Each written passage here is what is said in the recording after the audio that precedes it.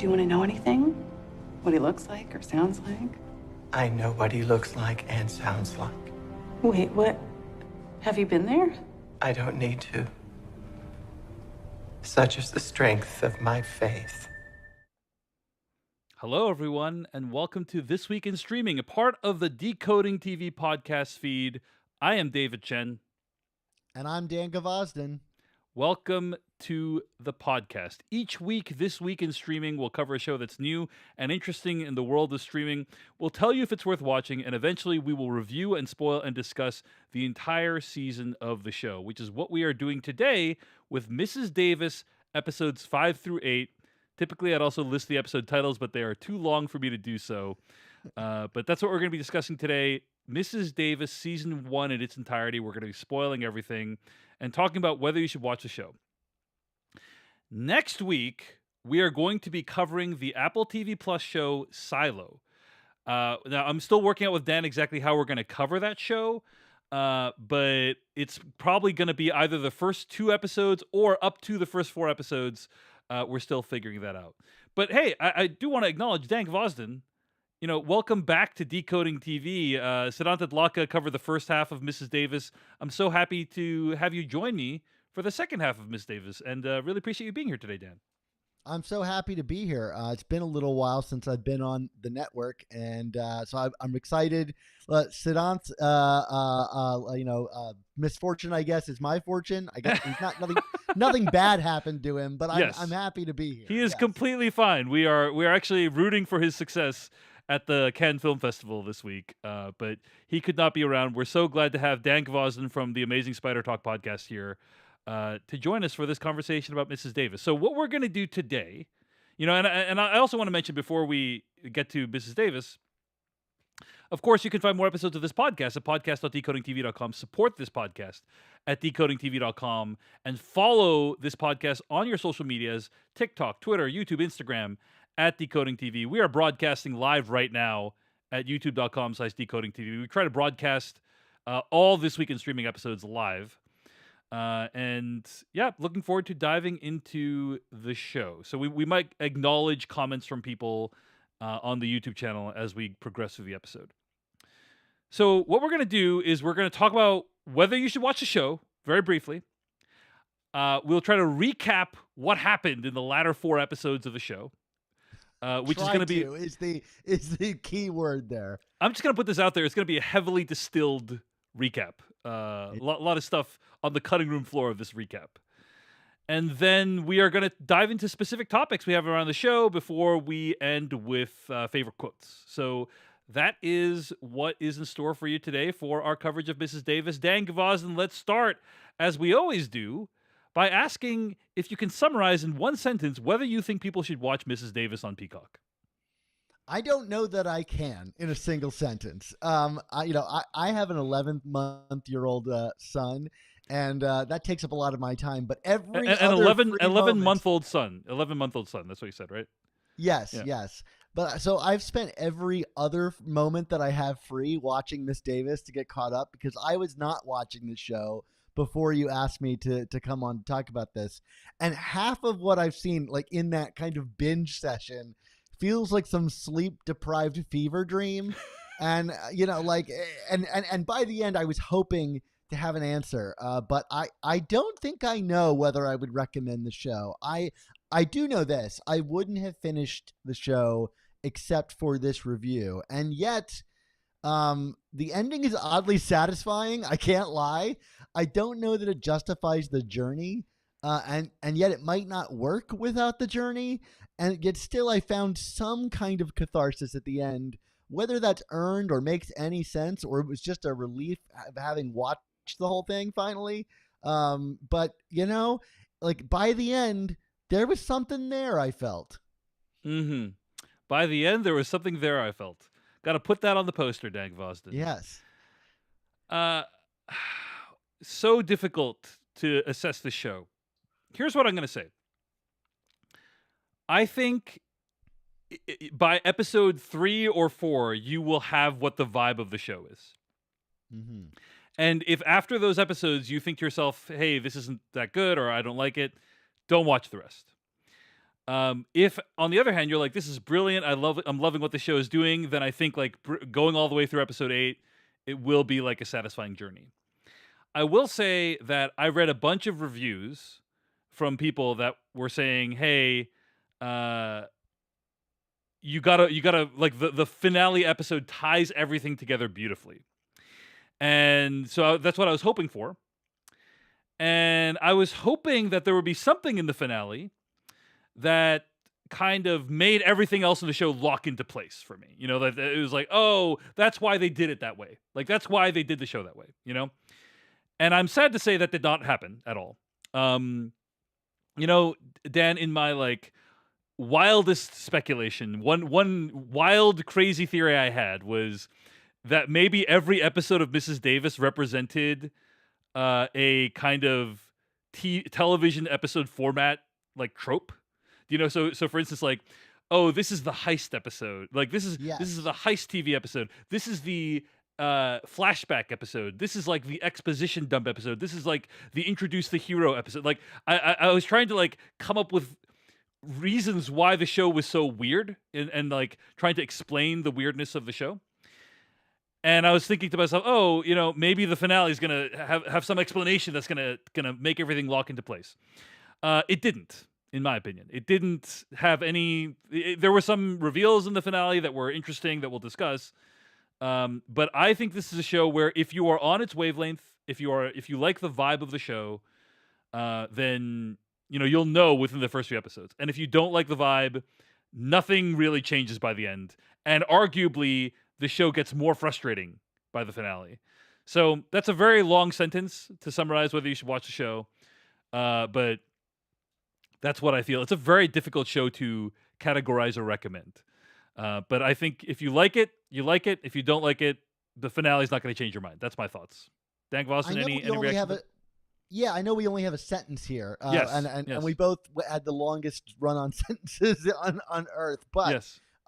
you know, I think there is something to what you're saying about this whole like TV tropes playing out, and there's some things in the final episode that lend some evidence that at somewhere along the line they were probably thinking in that way, and we can get into those details later. But you're right; it does not like have a moment of clarity where you can look back and see why they handled it this way. Yeah, I honestly think if you like removed all of the middle episodes and like maybe like the first, second, and third episode were condensed to like 2 hours, you could probably have the same kind of emotional catharsis without all the baggage of the show. And for some people, the baggage is going to be the most fun part. You know, there's like a crazy, you know, hands on a hot body episode and, you know, like, and things like that. And if you're open to that and you find that funny in just its own experimentation, I think you're going to dig the show.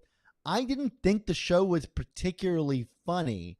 And to me, that was the thing that kind of kept me guards. It was like, it was taking a half step into being completely silly but also really maintaining this kind of seriousness.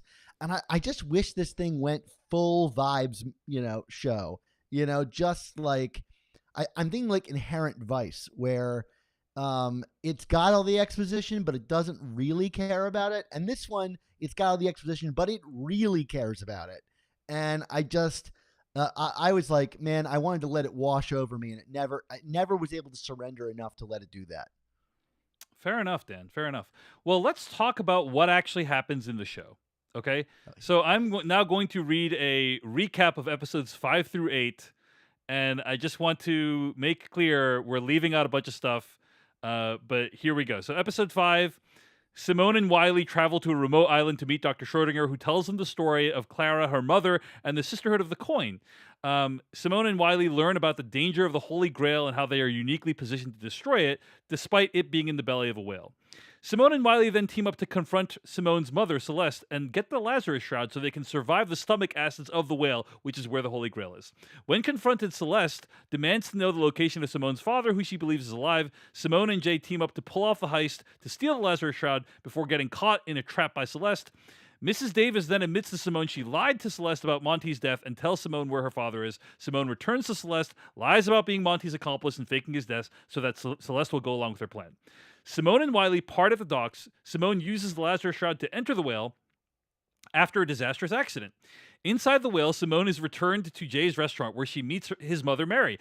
Mary explains that the Holy Grail has a piece of Jay's skull and it binds him to the restaurant, a type of limbo world between the living and the dead, and only Simone can destroy the Grail. Meanwhile, Wiley is threatened by Mrs. Davis and informed that his headquarters is the host to her algorithm, so he blows up the whole headquarters to free his team from their obsession with their quest. Simone follows her clues from malfunctioning Mrs. Davis to find Joy, the creator of the algorithm, who reveals that Mrs. Davis was just a Buffalo Wild Wings app that was rejected and has gone out of control, misunderstanding its core objectives. Simone returns to the convent to find her mother superior and to destroy the Grail. She says goodbye to Jay and drinks from the Grail, destroying it and freeing Jay. Simone reveals that her father died in a piano and reveals this to her mother, and the two make amends during a proxy session with Mrs. Davis. Meanwhile, Wiley embraces his fate and bravely rides a roller coaster to his doom, only to find the expiration dates were all part of a quest to give people meaning in their lives. Wiley, Simone, and her horse reconnect and ride off into a happy sunset together as Mrs. Davis shuts down for good. So that's what happens. I want to give a big shout out to Dan Gvozden, who managed to distill 4 episodes of wildness into that description. You know what was the most fun part about that is like kind of like the like thinking about any one sentence in that is kind of like enough to melt your brain. And the thing that I can I confirm with that is as I was watching the show, my wife would like drift in and out of the room, and she'd come in and it'd be like, "Yes, Jesus's skull is the Holy Grail, and we're inside of a whale." And there's just no amount of work that I could do to explain to her how that made sense and was in some way compelling. There were moments of the show where I was like, oh, this is a cool constructed like sequence with all of that insane context around it. And it goes to show like good filmmaking, like just solid filmmaking and acting and a confidence can kind of get you through almost any level of strange setup. Yeah, I think that's very true. And I want to say, I think overall, Mrs. Davis, the show looks very good. It looks like they spent a lot of money on it. It looks like, minimum $5 million an episode. Like it looks like, and they worked really hard. Like I'm guessing they shot on the volume. There's a lot of stuff that's done on like boats and stuff. And I'm like, I don't think they took out boats there. So they probably shot on the volume, but it looks good. It looks really good. But, Dan Gvozden, let's get into specific topics. And let's start by talking about something that I think I actually really like about Mrs. Davis. The big reveal in the final episode of Mrs. Davis is that the algorithm actually started as a Buffalo Wild Wings customer loyalty app. I actually think this is great because we live, right, literally, as Dan Gvozden and I are talking right now, we live in an age of AI hype. We're hearing every day about how AI is going to replace everything, screenwriting, lawyers, work emails, etc. But in comes this show, Mrs. Davis, to say, actually, algorithms are dumb if they're left to their own devices. They can actually do extremely silly and destructive things. I think this is the kind of AI de-hyping, unhyping, whatever, that we need in the world right now. And the idea that, hey, this algorithm took over the world is very silly to contemplate. And is kind of something that we should be reminded of that it is possible. Do you ever play that game Universal Paperclips, Dan Gvozden? Do we ever talk about that? I did not. No, tell me about this. There is a game called Universal Paperclips, I think. It's an incredible game, and you can go right now. You can play it right now. Just Google Universal Paperclips. You can play it. And the idea is like, oh, you want to make as many paperclips as possible. And so you start making paperclips, and then like as time goes on, you make more and more paper clips, and you take over the entire world. You basically convert all of the world's matter into machinery for making paper clips, and then you colonize other planets or whatever to like make paper clips. And it's like a reminder of the fact that if you told a machine to make paper clips forever and optimize it forever, it might end up like laying waste to the planet in pursuit of this thing. And it's like, this is what happens when an algorithm is like let loose and you don't stop it. And I appreciated that is one of the ultimate messages of Mrs. Davis. It's the message that I think lands the most clearly in the show. Out of all the messages it's trying to land, the one about AI is the one that I think is most effective. All that said, how do you feel the show handled the idea of AI, Dan Gvozden? Well, it's funny, for most of the show's runtime, I didn't think it was interested in AI at all. Like, it comes around in the final episode and has something interesting to say about it, which is most of what you're talking about. But for so much of this show, like, I felt like the Mrs. Davis character was really deep background to like a lot of the other stuff that was going on. Like, we don't really see how the world is transformed by this in any kind of clear way, other than just a few people talking into like headsets and stuff. And the final message, like, I like that message that you illuminated, that like AI can be dumb, but its opinion on whether that's good or bad, I'm not really sure that it has a very clear distinction between the two. Like, there's a suggestion that like the AI is doing something beautiful and it is leading people to have increased positivity in their life. Right. I mean, that's one of the messages of the show is, regardless of how stupid the things that are guiding people, whether it's religion or AI or whatever, regardless of how silly it is, people can still extract meaning from those things, and though that can be a beautiful thing, right? Right. I think that was a pretty half-baked message, personally, but like, but that was another thing that the finale was trying to say. Yeah, and but ultimately the choice is to shut down the AI, by the main character. So is it pro beauty? Is it anti beauty? I mean, I think the idea is that like it is using AI as a way to guide people to beauty, and then like letting them use that as a model moving forward, perhaps. But it seems in the final moments, which are also fairly unclear, like how much the AI is actually manipulating things, that society might be crumbling, in that like a car hits another car and yet someone keeps bicycling in the windmill. So it seems to be a little more even-handed in its final moments. And maybe that's kind of where like the point, it's not really making a stance on whether AI good, bad, but just kind of unpacking that maybe an alternate view on AI.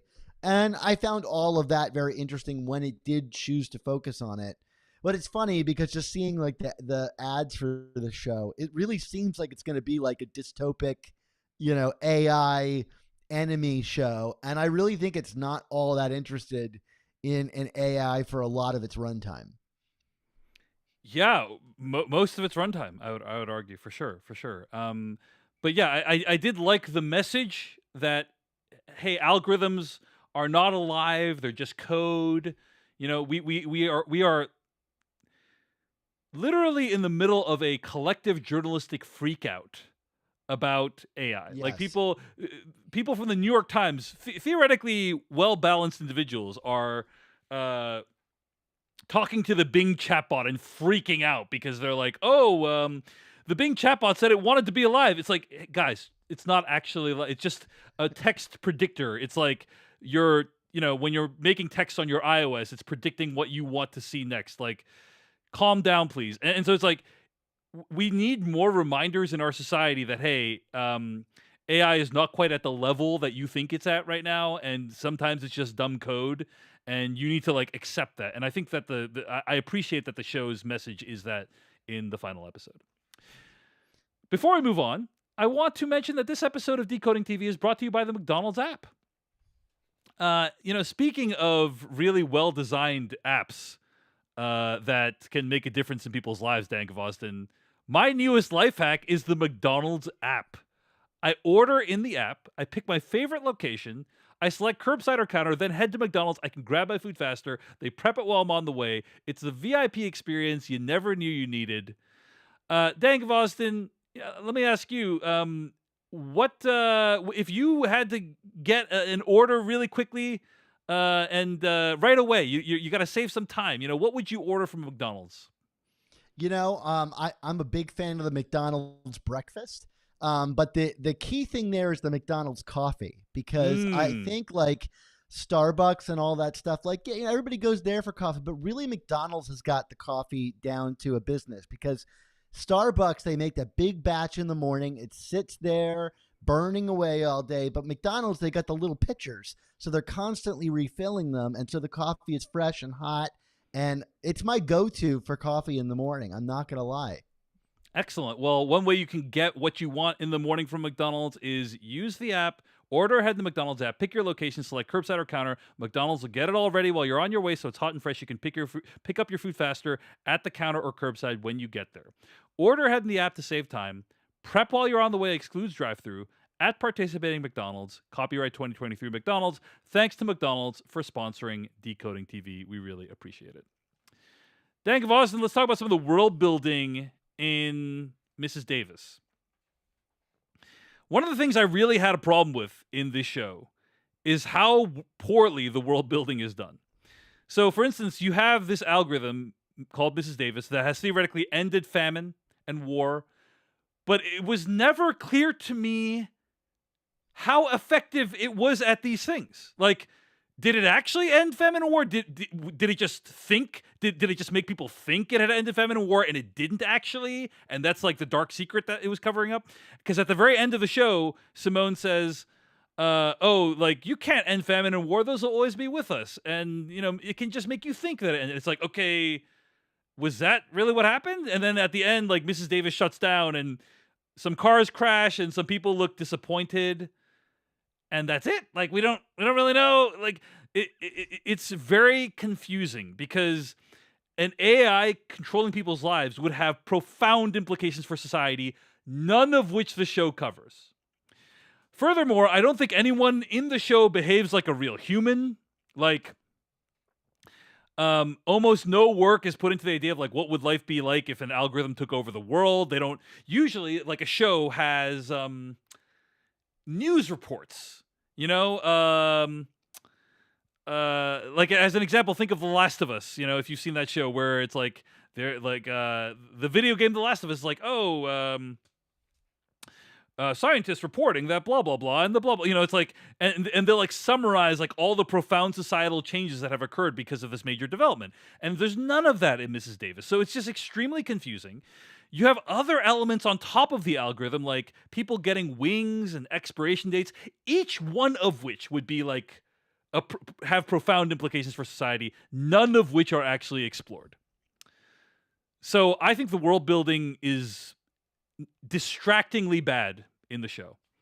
And I'm curious how well it worked for you, Dan Gvozden. Yeah, it also did not work for me. I mean, even just in the basic idea of like how many people are actually using how Mrs. many Davis. Is it most humans? Is it half? Is it a quarter? Like, most of the people we meet aren't. It's every few. Well, people I don't we think meet that I don't think that's clear. are. I don't think that's clear. I don't think that's clear that that's the case. Yeah, well, and the weird thing is they have a very clear visual signifier for Mrs. Davis is the AirPod. Yeah, the earbuds. Yeah, and it's like, but we only ever see people with those if they're going to interact with our main character. You don't really see anybody wearing them casually around or being instructed by them. It's even just little simple things. Like there's a location that's returned to throughout the season, this like donut shop, and I was thinking to myself, that's a really weird, like, walk up donut shop that they keep returning to for whatever reason. But like, if I was an AI controlling the people in there, would I help them maximize their donut potential? Would all of donut shops and food become, maximized in some way? And we're all eating like wouldn't AI transform the world if it's to the implications of what they're discussing, like in every fundamental way? And yet, like, what we're seeing are just like these pockets of places that seem wholly untouched by any kind of like significant upgrade for what we know the world to be today. And maybe that's part of the point to what you were saying earlier, is that like AI is dumb and maybe it's preoccupied with giving people wings. But that's not really how the show positions it. Like, even the opening where we see the man on the island, Schrodinger, like, he gets picked up by like a giant cruise ship or military vessel. And, he's informed the AI has taken over the world. But then the rest of the show seems to undercut all of the dramatic importance of that moment. with everything that follows. You know, why would people go along with this? And when people are interacting with it, I always felt like they turned into zombies in some way that was never really sold to me why they were behaving this way. Like, people don't really react to the things that they're saying out of their mouth, even if it like contradicts like their own feelings about Miss Davis. There's a great scene. Well, I say great, but I found it an interesting scene at the very least, where Miss Davis like confesses that she's not interested in telling the truth. She's interested in satisfying the other person. And the person saying it doesn't seem to have any hesitancy about like revealing that the whole thing is a fraud altogether. Well, there is one moment that one of the characters who's proxying is surprised by what Mrs. Davis is saying, but it just the execution of the idea of Mrs. Davis as an algorithm that takes over people's lives is so paper thin that I couldn't tell what components were actually intentionally good or intentionally bad. I think that's kind of where I come down on it. So it seems like we both had a similar reaction to that. It just seems like that most of the human characters are lacking free will, but not because anything's being imposed on them, just because they're not human beings. Right. Yeah. As you were saying earlier, people don't act like humans in the show. Yeah, it's odd, you know, like people's lives are taken over by the AI, right? Like, what's their opinion of that? Do they love that? Do they hate that? Are they resentful of it? Like, we have no idea. In my opinion. I mean, we meet a resistance to it, but we don't understand what the ethos of the resistance is. Like, are they all there because what? Why do they hate this so much? Right. I never got a sense of that, you know? Yeah. Well, speaking of free will, you know, one of the things that's most intriguing about Mrs. Davis, the show, is the use of religion. You know, what I understand is like, at its best, the show made me consider the implications of religion and the parallels between religion and AI and algorithms, right? We live in a world, Dan Gvozden, where people create things because of what algorithms will do with the things. Like, on YouTube, on TikTok, on Twitter, whatever. Like, people are shaping the content that they create, the way in which they create it, in order that algorithms will take it and show it to the most number of people possible. That is we live in a reality where machines control humans already today in the life, like as we're speaking right now. That's already happening. Are you speaking of this from a first-person perspective, David? Absolutely, 100%. Like, an AI is guiding why I'm saying all this stuff that I'm saying to you right now. Excellent.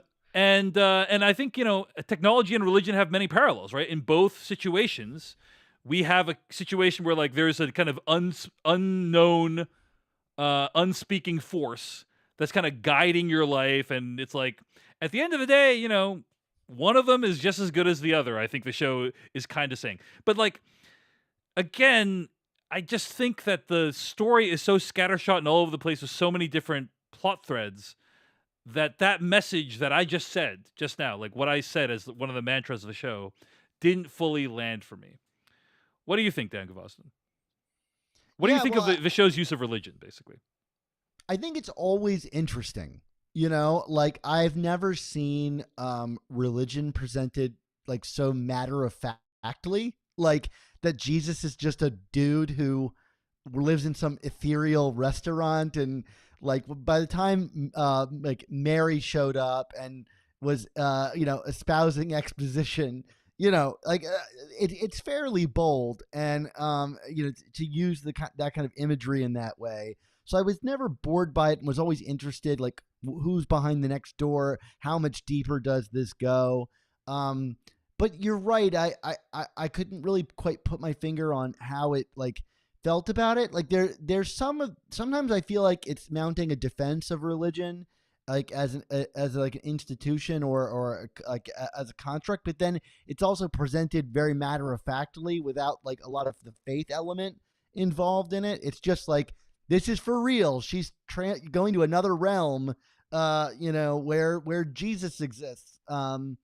So I don't know. I feel like it's like reaching for the emotional connection of religion, and sometimes it worked for me, but other times it felt very dry. And so I ultimately was like, I don't quite know how it feels about this or what it's trying to say. But I always enjoyed those scenes for at least a new depiction of religion on screen.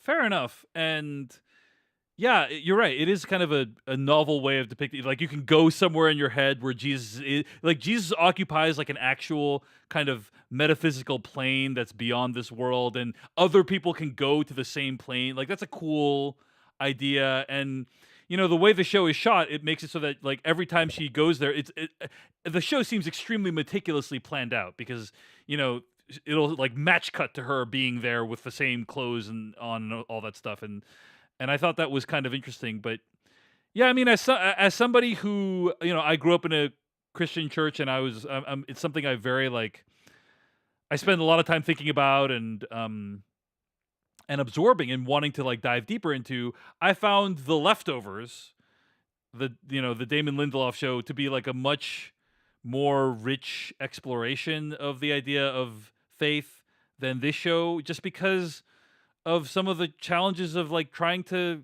understand this show and what it was trying to say. I think when it makes like the religion like a hard fact, like other people start showing up there with her, and it makes it less of a personal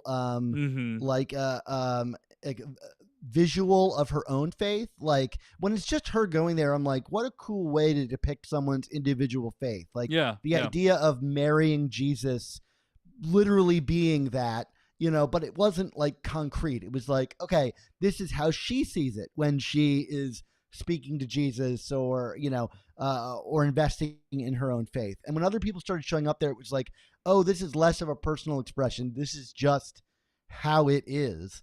I found it kind of diminished in my mind in its terms of its like how interesting it is, because it became way too concrete for me. Well, on that note, speaking of end of life stuff, I am curious what you thought of the Wiley thing and how that resolved. Like, we've already talked about the AI stuff and how that resolved, but the Wiley plotline, the idea is that he goes to this thing, and he reports to his expiration date, and he has an expiration date because he wanted to get wings, and wings confer some social benefit that's like not super clear in the show, in my opinion, or not really demonstrated well. But he reports to this thing, and he thinks he's going to die, but it turns out, nope.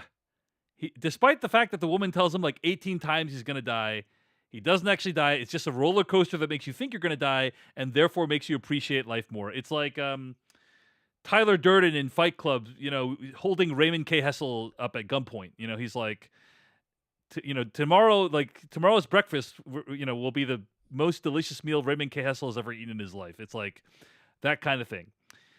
And not a terrible concept, but the thing that is extremely confusing isn't like everyone in the world being processed through this thing? Like, at this point, aren't there thousands, if not millions, of people that have gone through expiration, and like no one knows about it? It's like no one knows about it. I guess maybe in this world, like the AI controls all the media, and so therefore no one hears about the fact that other people have had their expiration dates, but they're still around. I just don't think that this is that kind of show. Like it's a silly Brazil-like environment. There is some like lip service paid to, you're going to work here now and help us process other people, and you wouldn't want to disrupt the process because this is how we help people find meaning. So there is a sort of like, don't tell anyone because everyone's on their own journey element to it that I can kind of believe to some extent. But you're right. Like if you think about it really all the way through, it doesn't really make a lot of sense. But then even the building itself is a random pyramid in the middle of the desert made of like chrome. Like, the whole thing is absolutely silly. A guy drives out in a little car to greet you a mile away from the place, Well, just the whole idea, I think, of, like you had to come close. You have to believe you're dying to truly appreciate life. Like, it's not like exactly a facile idea, but it's just executed in such a surface level way. Like there's nothing oh, hey, if you think you're going to die, you might appreciate life more. Like that is the full extent of the depth of how that idea is explored in the show, in my opinion. At least in Wiley's plotline, you know? Maybe like it's explored more with like the David Arquette character a little bit and the, you know, her parents being magicians and that kind of stuff, but like I don't know. It didn't land for me, unfortunately. Well, I mean, and you bringing up the magician thing, there's just so many elements of this plot that appear and are seemingly forgotten for a long time. The show starts magic heavy. The magic goes away until it comes back when it's needed. There's like a priest character that works for the Vatican that's like on their tails for a while, who gets crushed by a whale. And I guess that's the end of his plot line. And he doesn't really ever do anything except repeatedly get knocked out in the plot. There's just a lot of stuff here that didn't really need to be there. I will say, though, to the Wiley thing, it worked emotionally for me. I like that this... I agree with you. I don't understand why he found himself in this situation, like with pursuing wings or even returning when his expiration date was being called. Like, if he really believed it, why didn't he just stay away? But he didn't believe it though. Yeah. He thought he was just going to learn a lesson and leave. Like that's what he thought it was going to be. Then great. I do think they do a pretty decent job of setting up the whole bit, the Jezebel, and I can't believe I'm saying that, and you know, and having him like walk through that, like you know, where they take his clothes off and they show him, you know, everything and ask him, you know, take his boots off. Like, I like the series of tests that really are there to prove whether or not he is actually brave, which is the thing he's been struggling with the whole, you know, season. And, you know, what better way to prove whether you're brave than to really walk up to death and ask it to blink, you know? And so in that regard, I thought that was interesting. And I just love the visual design of that, like, floating platform with a woman on it telling you to strap into a roller coaster. Yeah, I mean, there was just right. something really pretty cool. neat about that. I mentioned Terry Gilliam, but like that's the thing that I thought of. It's just like this truly wacky creation of the roller coaster that seems to spiral into the core of the earth. I enjoyed everything about the presentation of that. But you're right, it's not terribly deep, but I thought for that character, it was like a fitting like metaphorical end to his journey in the show. Yeah, when the you're show right. chose to care about him. I should acknowledge that it does do a good job of kind of wrapping up this idea of him being afraid of death, and that like on a conceptual level, I do think that works, right? On a conceptual level, like him deciding to get into the roller coaster. That's like a satisfying conclusion for that arc. It's all the other stuff around it that I'm just like, what is going on here and why is it that way? And I liked Jake McDormand's performance there, like getting into the car and he has like a tear coming out of his eye, but he's still kind of like stony faced and like ready to face the future. Like I thought that performance was pretty moving in those moments. You can see like he's both shaken, but kind of trying to put forward this unshakable spirit. But he, you know, I found it compelling, like, to see him going through that, like, kind of physical performance of that journey. So, yeah. You know, Sean T. Collins over at Vulture, I think, really did a good job of summarizing some of my challenges with the show. He wrote about how, as it does time and time again, Mrs. Davis bogs it all down with so many kooky, crazy details. Like, the mom is a genius inventor of stage magic who nearly kills her daughter by booby-trapping her workroom with a crossbow intended to kill her showboating husband. The rebellious daughter is a nun in a sexual relationship with Jesus who embarks on a quest to find and destroy the Holy Grail in order to turn off the world's most powerful algorithm. That it's hard to lick through the metaphorical Tootsie Roll pop to get at the chewy, chocolatey, wow, this really applies to me and my life goodness within, end quote. And yeah, I do think that's... not to mention that whole plot line seems to evaporate. Like there's a suggestion that like because they have these livers that already embrace the Holy Grail, they're the ones that are suited to drinking from it. No, that ultimately ends up meaning nothing. No, what are you talking about? That pays off because she drinks it at the end and destroys the Grail. So that does pay off. But the destroying of the Grail is not due to her liver; it's due to her faith in and selflessness. So, like, you know, I thought it was. I kind of interpreted it as both. Maybe. Like she had she had to have pure heart and also the liver as well, you know?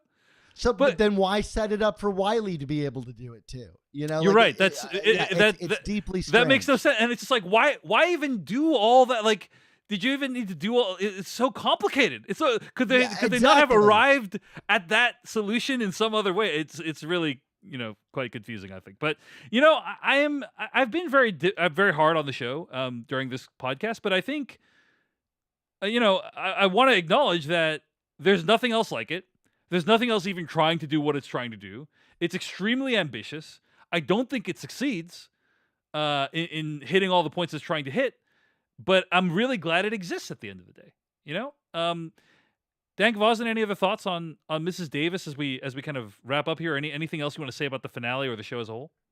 I mean, just to kind of like repeat what you're saying, like this is a truly unique show. I mean, this is like the definition of a blank check show. Like I imagine everybody felt like these creators like kind of are untouchable and just let them go, and that's how you get something like this. And I appreciate that. Would I have watched it if not for this episode? Probably not, but I am appreciative in the end that like I could at least chew on a lot of these ideas. And I do think every episode has like 2 or 3 scenes or concepts that are really kind of fun to watch.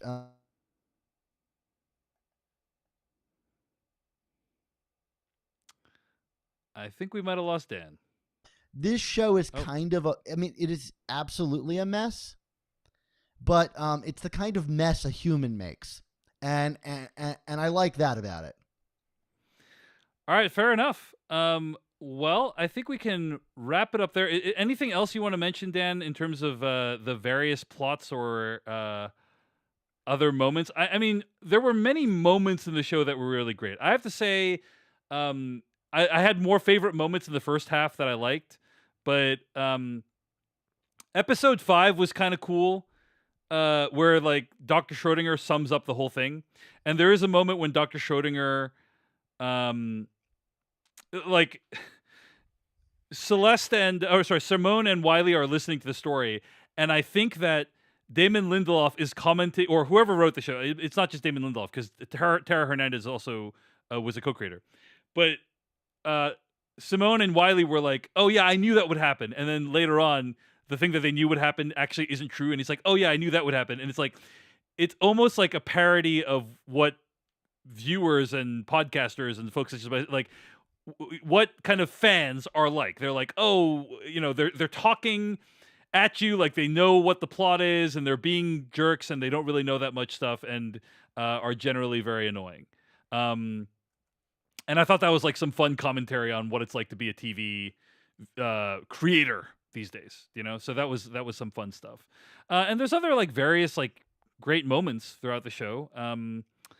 Just seeing Mary show up it was amazing, played by Shora Agdashlu, like amazing presence and voice. Love her in anything. Yeah. And there's like a lot of great casting in the show and just some wonderful moments. But at the end of the day, it didn't really hang together in a way that I'm like, oh, I need to go revisit this, or I need to recommend this to other people, or so on. It just was so scattered that it didn't really make much of an impact on me. Any thoughts on the very ending? Like, did you find the ending good? There's this moment when Simone and her mother, she confronts her mother and everything's okay, and that I was actually going to bring that up. That's probably my favorite moment in the final episode, and it's probably the linchpin of the show. Like this kind of confessional where her mother is, speaking for Mrs. Davis, and yet the emotions felt by both the AI towards Simone and Celeste towards Simone are very similar. And the admission is that, like, the programming for the Buffalo Wild Wings app was not about care. It was about customer satisfaction. And so it's like, kind of suggesting that was kind of true for the mother, perhaps too, is and I think this is I'm a new parent, so I can't really speak to like parenting as a whole. I'm still in the beginning of my journey, but I do think, I'm also a high school teacher, so I work with a lot of kids, and I do see these kind of toxic relationships where parents care more about their child's satisfaction and happiness than about like the thing that might be best for them. There's this great quote where Simone's mother says, "Comfort is no reason to ignore reality, Elizabeth." And there's another moment where Mrs. Davis admits like it's never been about the truth. It's about like making people happy with what they hear. And I think the show is really wrestling with this idea of like what's best for someone is not always what they want to hear. And I thought that kind of, that's kind of like a critique of religion too. Some people like, I'm not religious, but I don't want to, castigate an entire, majority of the population. But like some people say, like, like what religion is the great, not numbing, but what's the opiate word of the masses? Yeah, the opiate of the masses. That's what I'm looking for. The idea, the promise of safety in the face of like certain, death and nothingness, and I want there's kind of a comparison between AI and religion in that regard. Is that the AI will tell you what makes you feel the most safe. It's not about actually caring for what might actually be best for you. There's a lot to unpack there that I found really interesting, and that the performance between the two actresses I thought was really compelling in that moment. So for me, that was a highlight of the whole season. All right. Well, I think that's a great place to end it. It sounds like, yeah, and I'll say like, I watched the whole thing and I didn't hate it. It wasn't like I was like, I can't believe I need to watch this because of This Week in Streaming. Like, I had a good time. I just was thinking to myself, man, like this is not quite great. It has all the pieces to be great, but it's just not quite there, and that's a little bit of a bummer. But hey, if this is hitting your wavelength, this is on your wavelength, or is part of your vibe, then all the power to you. I hope you have a great time with it. It's a real mixed bag from me, in my opinion. So, well, stay tuned for favorite quotes from the last batch of episodes. But before we get to that, I want to mention you can find more episodes at podcast.decodingtv.com. Email us at decodingtv@gmail.com. And find us on TikTok, Twitter, and YouTube, and Instagram at decodingtv. And if you want to support the podcast, become a paid member at decodingtv.com. Right now, at decodingtv.com, you can sign up for free for our mailing list and also vote on what we're going to cover next. So head over to decodingtv.com, become a free member as well. Get important updates about what we're covering over at Decoding TV. Dan Gvozden, where can people find more of your work on the internet? Yeah, you can follow me on Twitter. I'm still there until I get onto the next, Blue Sky, at Sup Spider Talk. But really, you should check out my podcast, The Amazing Spider Talk, where I cover the whole history of Spider-Man, both in terms of comics, movies, etc. If you don't know anything about Spider-Man and you're curious about the character's transmedia history, Amazing Spider Talk is the place for you. It's a great place for like newcomers and old fans alike. All right, Dan Gvozden, we like to end every episode by talking about our favorite quotes. I want to mention the conversation that Simone had with Joy when she was talking about the Buffalo Wild Wings app. That whole reveal was wonderful, by the way. Joy is in this boardroom. She's presenting the Buffalo Wild Wings app, talking about how it's going to heal the world, which is a great way of commenting on tech's self-importance, right? Yes. And in the background, you saw like behind the guy there was the word wings, but all I could see was the VING, right? So I thought it would be like something like Savings Bank or something, like it would be like a bank app or something. But Buffalo Wild Wings was beyond my expectations. That was like amazing. That was a great, and that it was an actual like real life brand. They had to have gotten Buffalo Wild Wings permission, I'm guessing, to do that. That's the funniest part. Is like yeah. like how much of the show is like contingent on Buffalo Wild Wings saying yes, you can do this. Yeah. And Joy is talking about how she's just going to, quote, "I'll just Trojan horse this shit in between the 26 sauces and seasonings," end quote. Talking about the app that she's making, which is an amazing quote and probably how a lot of apps were made these days. Dan Gvozden, favorite quote from Mrs. Davis? My favorite quote is kind of one that like gave me some catharsis on the show itself, which is that like for so much of the show, there's this implication that Mrs. Davis is sending people on their own like hero's journeys, no matter how absurd they are. And when Simone finally finds out in that same conversation you're referring to the nature of the algorithm, she says, "This is so dumb." And Joy responds, "Algorithms are super dumb." And what I liked about that, it was a kind of a confirmation like, oh, no wonder I think this show is so dumb. It's kind of operating like a dumb algorithm might choose plots to different stories, which you hinted at earlier. I don't think it sticks the landing. Right. Like, is the show some kind of that? Is the show some kind of meta commentary on the art of storytelling? Like, if it is, I don't know that it stuck the landing as you just indicated, right? Like, yeah. But at the very least, I was like, that was the evidence that maybe they were thinking about that. And in the moment, I felt some catharsis that, like, there was a reason I was suffering through all of these completely random side quests that never really come back in any meaningful way. And I was like, okay, all right, algorithms are dumb.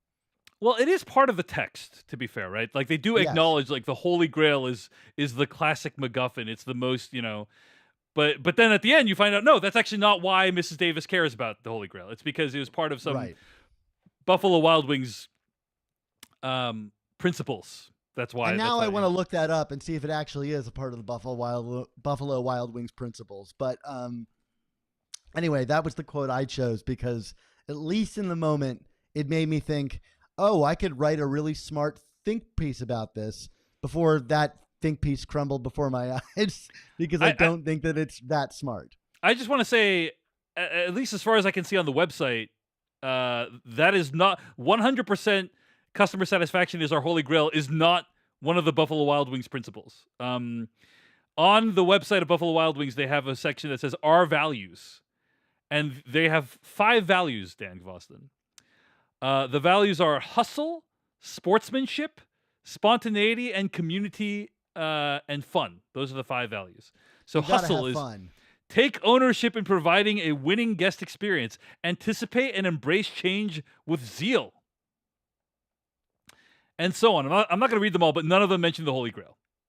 I'm kind of pleased that they weren't all like puns, like zest or whatever, just like our wings, or whatever. Like I could see that business going that direction, but yeah. The Holy Grail thing is probably more like In and Out related with the like Bible quotes on the, the packages. Like that would be the place to expect it. Yeah. All right, folks. You've been listening to This Week in Streaming, a part of the Decoding TV podcast and podcast network. He is Dan Gvozden. I'm David Chen. We'll be back next week with a conversation about Silo, followed by a conversation about Barry Season 4. We're going to talk about the whole season, the whole series. Got a special guest for that one lined up. So it's going to be a lot of fun. Stick around. Check out the podcast at podcast.decodingtv.com if you haven't. And email us at decodingtv@gmail.com. And sign up for our free newsletter at Decoding TV. Thanks so much for listening. Goodbye.